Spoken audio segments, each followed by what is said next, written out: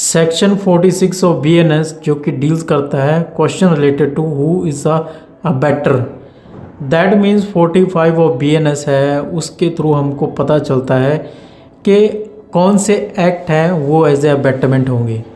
Now at this section के through हमको पता चलेगा कि कौन से पर्सन है जो वो एज ए बेटर लाइबल हो सकते हैं। A better means a person who abets an offence, who abate कर सकते हैं आइदर। दैट मीन्स इसमें दो पार्ट्स है, या फिर अबेट पर्सन है जो वो अबेट कर सकता है कमीशन ऑफ ऑफेंस के लिए, वर्ड यूज़ किया गया, और या फिर कमीशन ऑफ एन एक्ट के लिए जो कि ऑफेंस है if committed by person capable by law of committing an offense with the same intention और knowledge as that of abettor. तो अबेटमेंट फर्दर 5 एक्सप्लेनेशन है।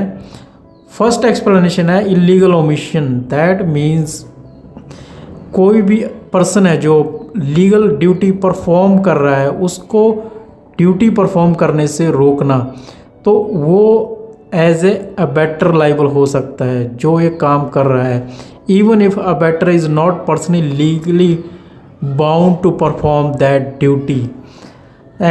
ये है इलीगल ओमिशन। सेकेंड है आउटकम। अबेटमेंट के केस में आउटकम ये है जो वो इररेलेवेंट है। फॉर एग्ज़ाम्पल ए ने बी को मर्डर के लिए इंस्टिगेट किया,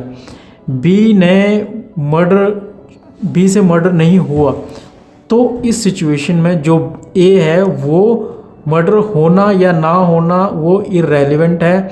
ए ने अबेट किया, that is sufficient, A liable हो सकता है, A still guilty for abetment for murder. Third explanation है पर्सन है जो वो abetted need not legally capable of committing an offence. That means अगर पर्सन ए है जो बी को कह देता है, जो कि बी है जो वो चाइल्ड, अगर चाइल्ड को कह देता है कि सी के खाने में जहर मिला दो, तो इस सिचुएशन में बी एग्जम्प्टेड है क्योंकि वो चाइल्ड है, बट ए है वो लाइबल होगा। As abetment is an offence. That means A ने बी को अबेट किया, बी ने सी को अबेट किया, आगे फर्दर अबेटमेंट कर रहे हैं, तो वो भी एक अबेटर के लिए लाइबल होगा, पनिशमेंट होगा। Conspiracy is not enough to be held liable as an offence. Means directly जो पर्सन अब एज ए अबेटर है वो not plan in the directly but involvement sufficient है, कॉन्स्पिरेसी सफिशेंट है, तो वो एज ए लाइबल होगा अबेटर के लिए।